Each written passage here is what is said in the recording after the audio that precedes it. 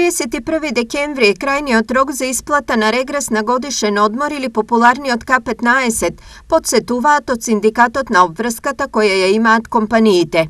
По приватниот сектор до 31.12.2022 работодавачите задолжително мора да исплатат К-15 во висина од 40% од просечната нето исплатена плата на РМ. Тоа во моментов по оние прорачувани што ги правиме, цирка 13.000, може плюс минус нешто, а може да исплатат и помал износ, но пропишано по оние правила во колективниот договор, за кој треба да докажат со аргументи за тоа. Доколку на работникот не му биде исплатен регрес до крајниот рок, веќе во наредниот работен ден во 2023 година, тој може да поднесе преставка до Државниот инспекторат за труд. Објаснува Јован Јовановски, помошник раководител на секторот за инспекцијски надзор во Државниот инспекторат за труд.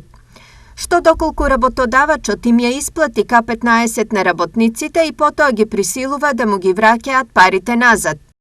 Се мобилизирани инспекторите од нова година да проверуваат и таму каде што има такви случаи и пријави каде што ќе има враќање на парите на К-15 исплатени, веќе работодавачот ќе одговара и со кривична пријава, така да може и да оди да има затворска казна. Оваа година К-15 ќе добијат и околу 12.000 административци за кои е утвреден фиксен износ од 9.000 денари.